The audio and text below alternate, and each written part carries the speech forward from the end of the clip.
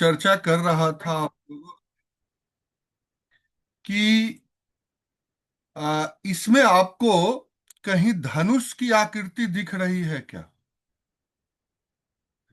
तो धनुष की आकृति अभी देखें कि इस फिगर में हमने ग्रीन कलर से जो सर्कल का एक पार्ट कॉर्ड के आगे, कॉर्ड जो आपका लिया है, कॉर्ड से आगे ग्रीन कलर का हमने मार्क किया है। इस कॉर्ड, एक मिनट जरा सा, कुछ प्रॉब्लम आ रही है।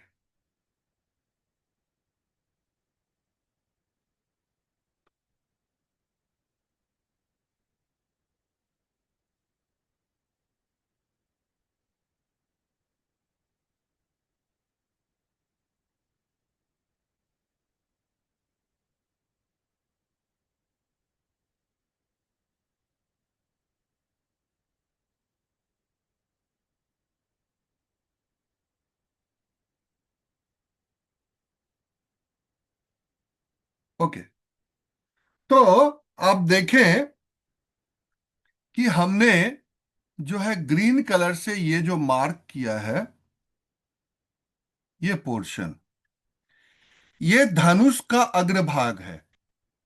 और ब्लू कलर से जो मार्क किया है, आ, एक मिनट, हाँ, ये ब्लू कलर से जो मार्क किया है, ये कॉर्ड, ये इसकी डोरी है। और इसके ऊपर ये जो है तीर चढ़ा हुआ है। यानी धनुर्वेद में जो चीजें यूज होती है वो पूरी की पूरी ट्रिग्नोमेट्री से होके निकलती है। अब इसको यदि हम धनुर्वेद की परिकल्पना, और इसीलिए बोधायन सुलभ सूत्र कृष्ण यजुर्वेदीय परंपरा का हिस्सा है। और ये धनुर्वेद जो है, ये पूरा का पूरा इसी से रिलेशन रखता है। अब यदि हम यहां पर ध्यान दें तो एक ट्रायंगल का निर्माण हो रहा है। ये ट्रायंगल है आपका, ओके, ये ट्रायंगल है आपका ए,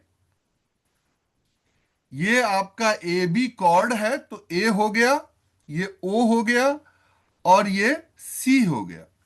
और यहां पर अगर हम एक और लेते हैं, देखें ध्यान से, तो अब तीर को पूरा पीछे तक खींच दिया गया।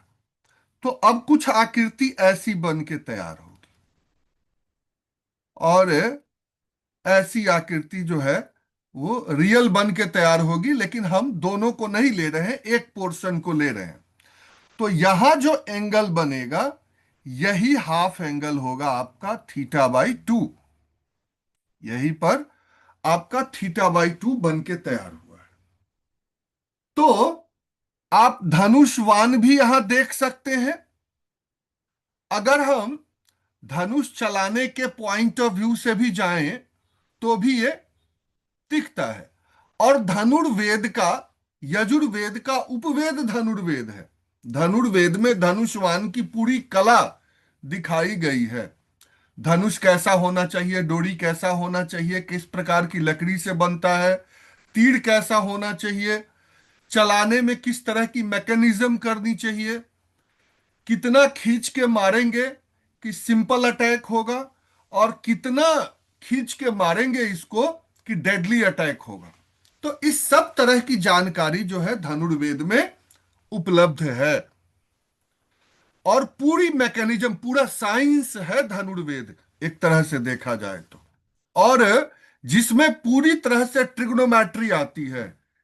तीर किस एंगल से छोड़ा जाए कि तीर जो है प्रॉपर निशाने पर लग जाए, क्या उसमें हवा का डेविएशन भी है, इन सभी चीजों को ध्यान में रखते हुए जो है वो साइंस डेवलप किया गया हुआ है। और बहुत ही हाईली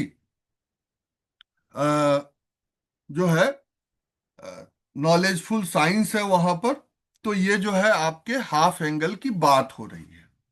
अब जरा ध्यान दें कि यहां पर अगर इस पॉइंट को हम डी मान लें, तो अब देखें ओ ए क्या है, ओ ए रेडियस है और यहां ओ डी भी रेडियस है, तो ये दोनों बराबर हो जाएगा। अब इसमें देखें, अगर ट्रेंगल ए सी ओ में बेस ओ सी है, परपेंडिकुलर ए सी है, और ये जो है ओ ए, ये हाइपोटेनियस है। ध्यान दें। अब इसको यदि हम प्रेजेंटेशन में लाते हैं तो कैसा प्रेजेंट करता है इसको देखिए। आपका पहले एंगल, बेस, परपेंडिकुलर और हाइपोटेनियस, ये हो गया। अब ट्रेंगल ट्रेंगल ओ सी ए में, ओ सी ए में देखें, एंगल थीटा के लिए, एंगल थीटा के लिए बेस हो गया बी, परपेंडिकुलर हो गया पी, और हाइपोटेनियस हो गया आपका एच। अब आ जाए ट्रेंगल डी सी ए में, ट्रेंगल डी सी ए में एंगल थीटा बाई टू। अब थीटा बाई टू के लिए बेस क्या हो जाएगा, डी सी ए देखे बेस हो जाएगा ये पूरा, ध्यान दें।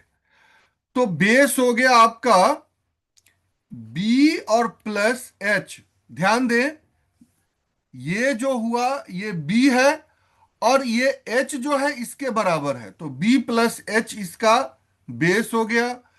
Perpendicular remain same. हाइपोटेनियस क्या होगा, तो हाइपोटेनियस निकालने के लिए आप थोड़ा सा यहां पर कैलकुलेट कर सकते हैं। हाइपोटेनियस निकालने के लिए root under B square plus P square होता है। अब बेस जो है वहां यहां पर बी प्लस एच है, तो आप कर सकते हैं बी प्लस एच का होल स्क्वायर और प्लस पी स्क्वायर। सॉल्व करें। अब b प्लस एच के होल स्क्वायर को सॉल्व करने के लिए हमें a प्लस बी का होल स्क्वायर करना पड़ेगा। तो a प्लस बी का होल स्क्वायर क्या होता है, ये देखें फॉर्मूला, a प्लस बी का होल स्क्वायर, तो A square plus B square plus 2ab। ये जो है आपको संभवतः आपने पढ़ा होगा क्या, ड्यूप्लेक्स, ड्यूप्लेक्स से स्क्वायर करना सीखा होगा। तो ड्यूप्लेक्स का एक एक्सटेंशन है अलजेब्रा में, जिससे ये फॉर्मूला बन के तैयार होता है। तो ये ए स्क्वायर, अब यहां इसको सॉल्व करें, B square plus H square plus 2bh और प्लस पी स्क्वायर। अब बी और पी को एक साथ ले आए तो आपका हो जाएगा B square plus P square plus H square plus 2bh। अब B square plus P square equal to होता है एच स्क्वायर, तो अब इसको ये लिख दे, H square plus H square plus 2bh, ये हो गया। अब इसको आगे फर्दर सॉल्व करेंगे तो आपका आ जाएगा 2h square plus 2bh। Common लेने वाली कोई चीज है तो ध्यान दीजिए, ये हो गया आपका 2h को कॉमन कर दीजिए तो h प्लस बी।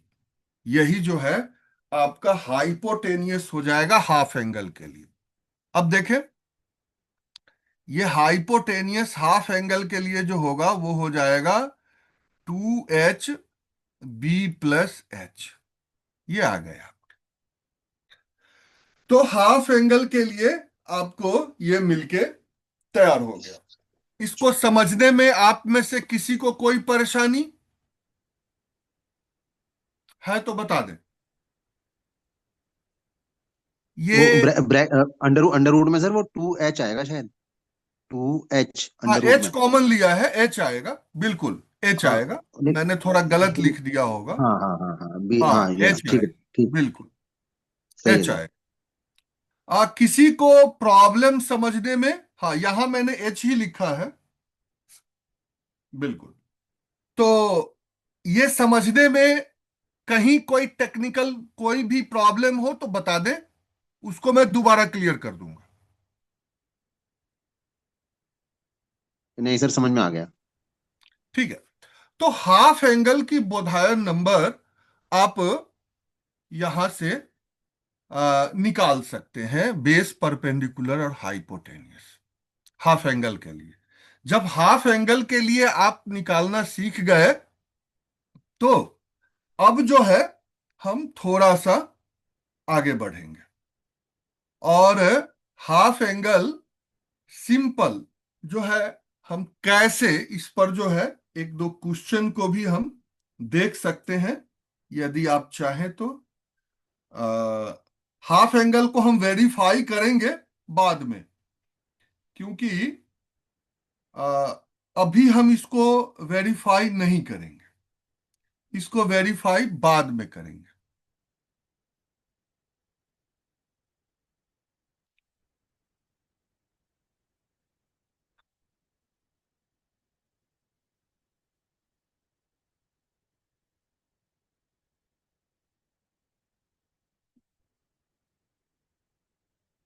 चलिए कोई नहीं, इसको कर ही लेते हैं थोड़ा सा।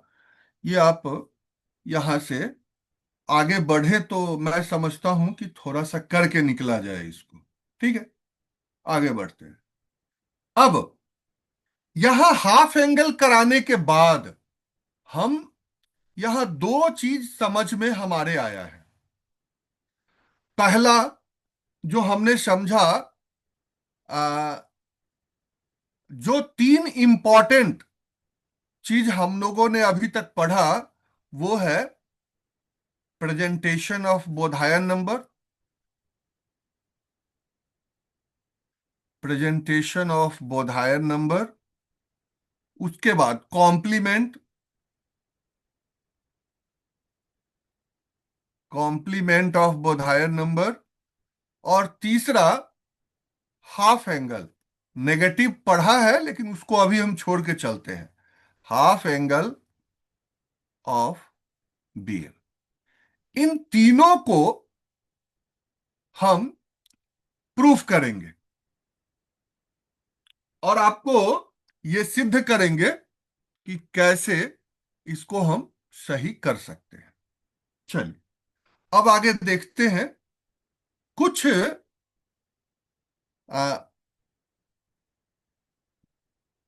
BN of some specific angle, specific angle. इस स्पेसिफिक एंगल में हम जो है बात करेंगे सबसे पहले 60 डिग्री की, 60 डिग्री के बाद बात करेंगे 30 डिग्री की, 30 डिग्री के बाद बात करेंगे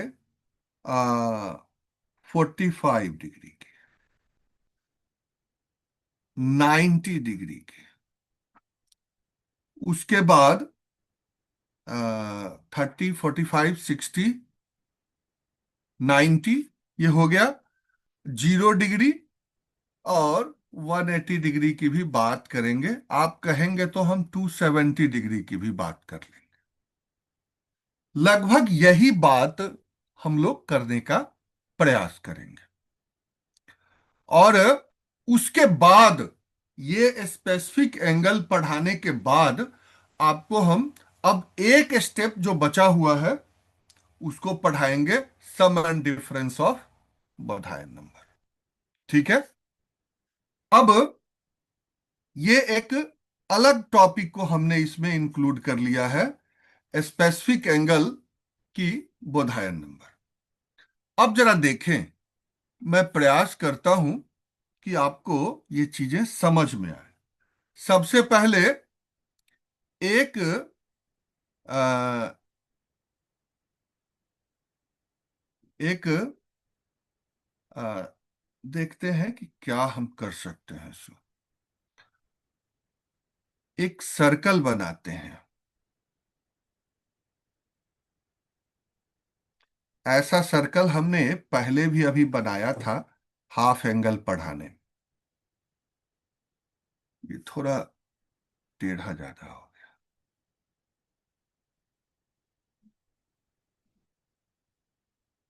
ये देखें, अगर हम इसको origin X, X dash, Y और वाई डैश अर्गेंड प्लेन के पॉइंट ऑफ व्यू से सोचे, तो चार पॉइंट है आपके पास। यहां देखें, 0 डिग्री और 360 डिग्री। उसके बाद है यहां 90 डिग्री, ये है 180 डिग्री, और ये है 270 डिग्री। अब 0 डिग्री में आ, बेस, बेस, परपेंडिकुलर और हाइपोटेनियस और एंगल। अब देखें, 0 डिग्री सबसे पहले। 0 डिग्री में देखते हैं, तो 0 डिग्री में क्या होता है, सिर्फ बेस होता है। तो बेस 1 यूनिट, परपेंडिकुलर यहां बिल्कुल नहीं है, 0। तो हाइपोटेनियस क्या होगा? हाइपोटेनियस क्या होगा? हाइपोटेन्यूज 1 आएगा। बना जाए, बिल्कुल ठीक। अब आगे बढ़ते हैं, क्योंकि हमें दो ही निकालना है, बेस और परपेंडिकुलर। हाइपोटेनियस तो इन्हीं से निकल जाएगा। अब आते हैं 90 डिग्री। 90 डिग्री में बेस बिल्कुल नहीं है, परपेंडिकुलर और हाइपोटेनियस क्या हो जाए, 1। ठीक है, यानी ये पॉइंट जो है आपका, ये 1 0 है, और ये पॉइंट जो है आपका, वो 0 1 है। यानी बेस परपेंडिकुलर, यहां बेस परपेंडिकुलर, यहां बेस परपेंडिकुलर, और फिर यहां पर है -1 0, और यहां है 0 -1। ठीक है, अब 180 डिग्री के लिए देखें। 180 डिग्री के लिए बेस -1 है, परपेंडिकुलर 0 है, हाइपोटेनियस 1 है। ठीक है, अब 270 डिग्री के लिए देखिए। बेस 0, परपेंडिकुलर -1, और आ, ये 1, 270। ठीक है, ठीक है। अब यहां ध्यान दीजिए कि एक हमने जो सबसे इंपॉर्टेंट निकाला, 90 डिग्री का बोधायन नंबर। 90 डिग्री का बोधायन नंबर निकाला क्या? आ? 90 डिग्री का बोधायन नंबर निकाला, वो दिखा आपको? अब 90 डिग्री के बोधायन नंबर को थोड़ा सा हम एक्सटेंड करेंगे। पहले 90 डिग्री की ही बात कर लेते हैं। ठीक है,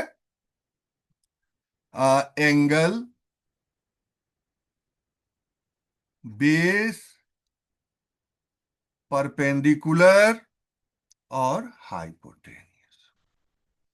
अब 90 डिग्री का जो बोधायन नंबर निकाला, तो बेस हो गया 0, परपेंडिकुलर हो गया 1, और हाइपोटेनियस हो गया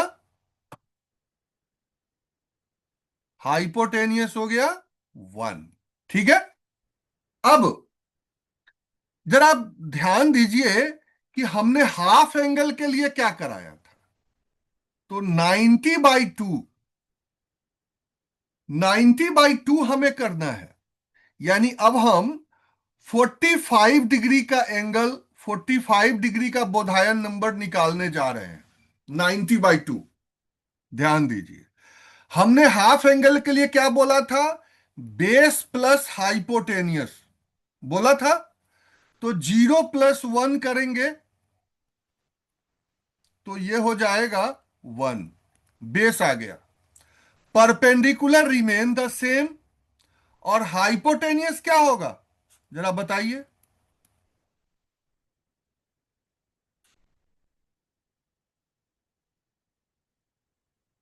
√2 आ गया। ये 45 डिग्री का बोधायन नंबर आ गया। अब 45 डिग्री का आपको बोधायन नंबर 90 डिग्री का हाफ करके आ गया है। तो आप इससे sin 45, cos 45, tan 45, cosec 45, sec 45, cot 45, जो मर्जी है वो निकाल लीजिए। यानी बोधायन नंबर निकालना आपको सिखा दिया किसी पर्टिकुलर एंगल का। तो इसके 6 के 6 रेशियो आप निकाल सकते हैं यदि आपको चाहिए। अब देखिए, अब इसका जादू दिखाता हूं, जरूरत ही नहीं पड़ेगी ट्रिग्नोमेट्री को ज्यादा प्रेशर लेने की। अब देखें, sin 45 परपेंडिकुलर अपॉन हाइपोटेनियस 1/√2। देखिएगा सही जा रहा है कि नहीं। cos 45 1/√2। tan 45 P/B 1। अब जो है इसको निकाल दीजिए बाकी। तो देखिए कितना आराम से ट्रिग्नोमेट्री, रट्टा मारने की तो चीज ही नहीं है।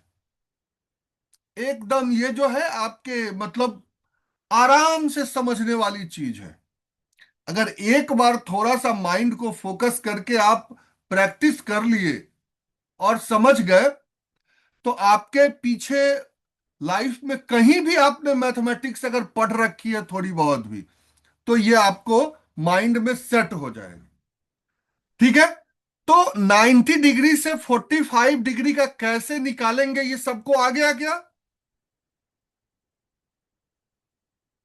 सबको आ गया? यस सर, आ गया समझ में। चलिए, अब हम एक्चुअल में हम बात करने जा रहे थे 60 डिग्री की, लेकिन ये बीच में 90 डिग्री जो आ गया, तो वो थोड़ा सा टाइम खराब कर दिया है। हम करने तो जा रहे थे 60 डिग्री, कोई बात नहीं, अब कर लेते हैं। अब देखिए, 60 डिग्री का हमें निकालने के लिए हमें एक इक्विलेटरल ट्रायंगल लेना होगा। इक्विलेटरल ट्रायंगल ऐसा इसलिए लेते हैं क्योंकि जब तीनों साइड जब बराबर होता है, तो तीनों एंगल भी बराबर हो जाएगा। तो तीनों एंगल जब बराबर हो जाएगा, तो उसका एक एंगल 60 डिग्री का हो जाएगा। ठीक है। ये जो है 60 डिग्री का एंगल हो जाएगा। अब 60 डिग्री का एंगल जब ये हो जाएगा, तो इसका जो मीडियन होगा वो परपेंडिकुलर होगा बेस पर।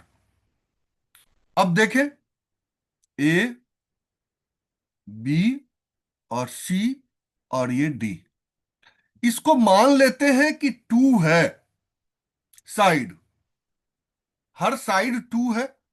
तो बेस क्या हो जाएगा? 1 हो जाएगा। सीधी सी बात है। अब देखें, सॉल्व करते हैं इसी को, और ये आपको समझ में आ जाएगा। अब देखें, सबसे पहले एक एंगल 60 डिग्री के लिए, तो यहां देखें, base, sorry, angle, base, perpendicular और हाइपोटेन्यूस। ठीक है, ये आ गया। अब इसमें देखें, आपके पास एंगल है 60 डिग्री, एंगल 60 डिग्री है। तो एंगल 60 डिग्री जब आ गया, तो आप बेस कितना है 1, परपेंडिकुलर पता नहीं, हाइपोटेनियस है 2, तो परपेंडिकुलर निकाल लें। परपेंडिकुलर जो हो जाएगा वो हो जाएगा P = √(h²-b²), यानी 2 का स्क्वायर -1 का स्क्वायर, 4 - 1 √3। ये आ गया आपका, तो ये हो गया √3। ठीक है, √3। ये समझ में आया क्या सबको? अब यस सर। साइन आ 60, गया। sin 60, cos 60, tan 60 जो भी निकालना है निकाल सकते हैं, जरूरत नहीं है। अब देखें, अब एक काम करते हैं कि इसको कॉम्प्लीमेंट एंगल को हम प्रूफ करते हैं। आपको मैंने अभी समझाया था कि बोधाय complement angle of Baudhayan number. अब कॉम्प्लीमेंट एंगल करेंगे तो देखें, ये 60 है, तो ये कॉम्प्लीमेंट क्या हो जाएगा, 30 डिग्री हो जाएगा। तो कॉम्प्लीमेंट एंगल के लिए, अब ये पहले कॉम्प्लीमेंट से आपको हम प्रूफ कर रहे हैं।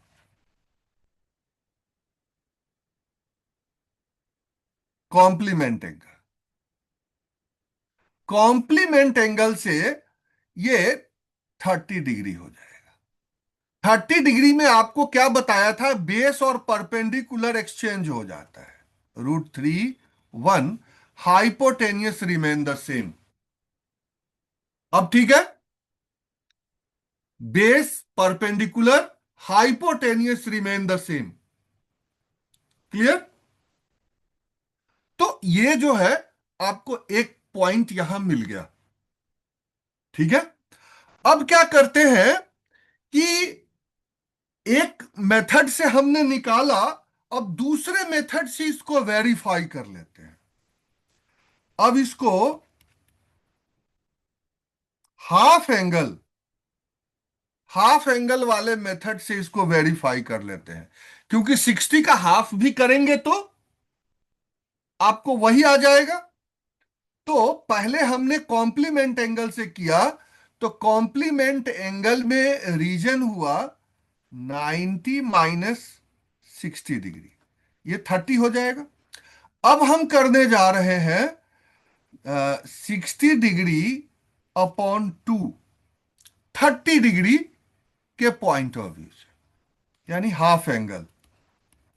हाफ एंगल का फॉर्मूला हमने क्या बताया था कि किसका हाफ, 60 का हाफ।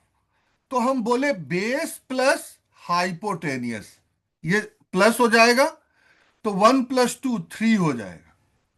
और यहां परपेंडिकुलर √3 ऑलरेडी दिया हुआ है, परपेंडिकुलर रिमेन द सेम।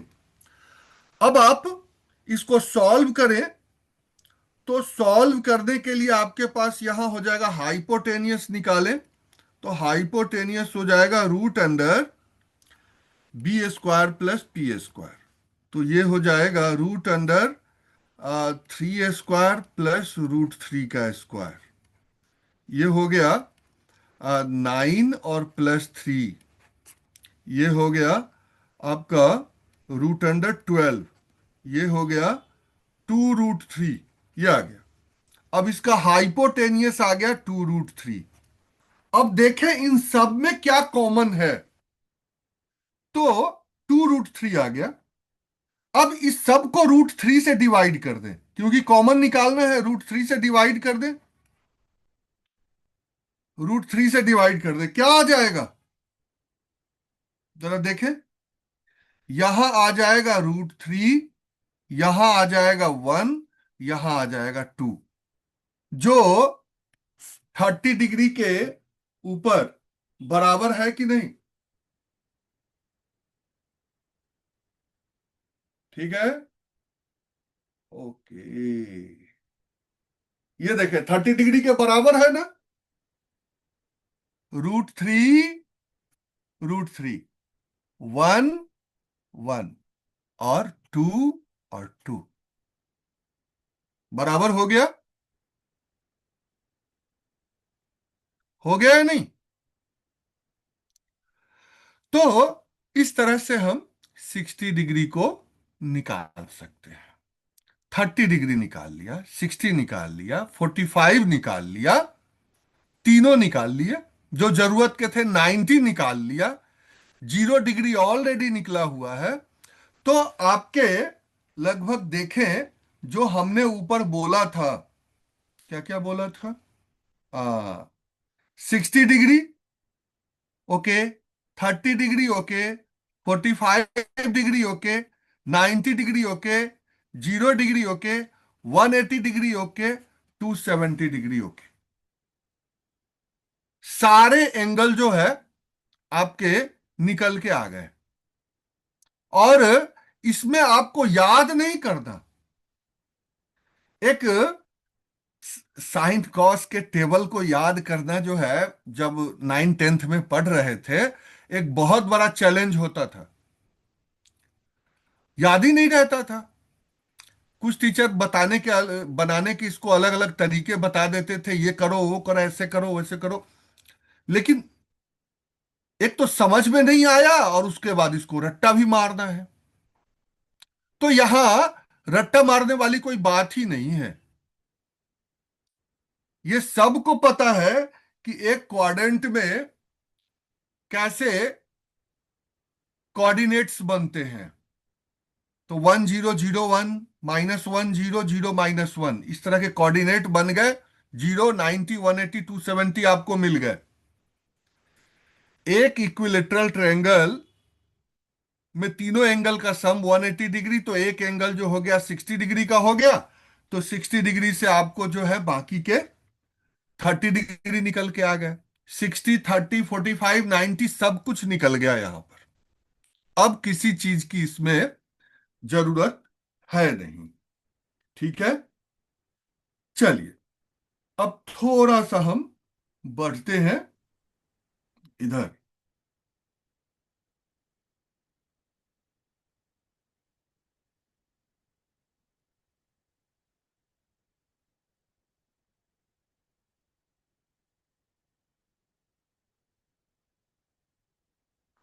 एक बार आप प्रयास करेंगे तो मुझे नहीं लगता कि किसी को भी आ, इसमें प्रॉब्लम होगी।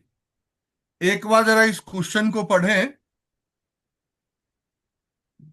और कोई भी क्वेश्चन इसमें आपको लगता है कि मुझे बताना चाहिए, तो मैं अवश्य बता दूंगा। आप एक बार चेक कर लीजिए।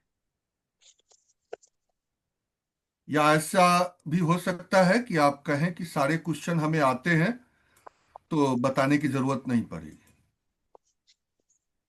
ऐसा कोई क्वेश्चन ऐसा आपकी नजर में इसमें आ रहा है, तो आप बताएं, मैं उसको आपको बता दूंगा। ऐसा कोई प्रश्न है? एक पहला प्रश्न है, अल्फा की बोधायन संख्या 12 5 13 है, 2 से गुना करने पर, 7 से गुना करने पर। उसके बाद कॉम्प्लीमेंट एंगल कोटिपूरक, negative angle, complement angle, -60 degree यानी नेगेटिव एंगल, और लास्ट में जो दो दिए हुए हैं कोणार्ध। कोणार्ध का मतलब होता है कोण प्लस अर्ध, यानी half angle. Half angle, angle की बोधायन संख्या दोनों सेम ही है। तो अब आप बताएं, कोई क्वेश्चन बताने की आवश्यकता है?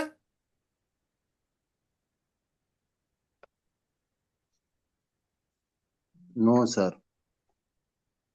ठीक है, तो इस तरह से हम जो है सो समझ सकते हैं चीजों को। अब आगे बढ़ते हैं, क्योंकि वो बेकार का समय ज्यादा नहीं खर्च होना चाहिए। देखते हैं और कोई अगर इसमें एक्सरसाइज होगा तो वो भी आपको हम बता देते हैं। ठीक, चलिए, कोई बात नहीं। हाँ, पहले इनको ट्राई कर लें सर। ट्राई करना है। नहीं मतलब पहले होमवर्क कर लें इनका आज के लिए। इतना ही बहुत है सर, भूल जाएंगे नहीं तो। नहीं भूलेंगे, चिंता ना करें। बिल्कुल नहीं भूलेंगे।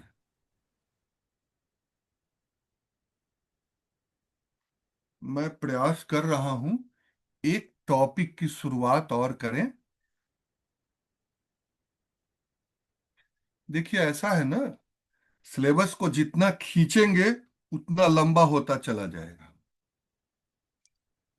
Now we are moving towards some of Baudhayan number. यहां मैंने कुछ फिगर भी एक रखे हैं।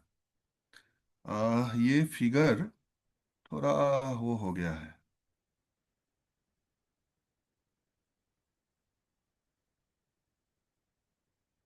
नहीं, एक मिनट। हम्म, ये इस फिगर को पहले मुझे एडजस्ट करने दीजिए, फिर मैं आपको, इसके लिए लगता है पेज बदलना पड़ेगा।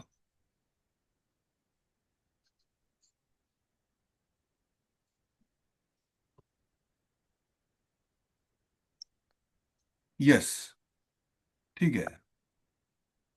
अब sum of Baudhayan number, sum of, हाँ, सम ऑफ बोधायन नंबर्स। इसका फिगर बहुत इंपॉर्टेंट है।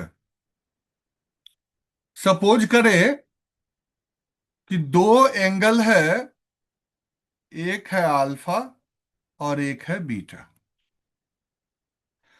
इसका जो बोधायन नंबर है अल्फा का है B1 P1। ये छोटा तो नहीं दिख रहा, आप कहें तो इसको थोड़ा बड़ा कर देता हूं, देखने में परेशानी तो नहीं है। सर विजिबल है। विजिबल है, चलिए, बढ़िया है। ऐसे ज्यादा, ओके।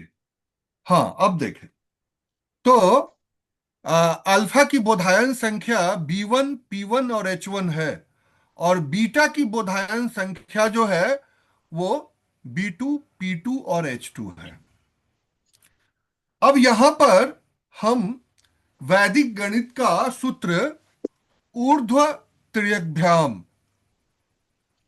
ऊर्ध्व तिर्यकभ्याम, वर्टिकली, वर्टिकली एंड क्रॉसवाइज का यूज करेंगे।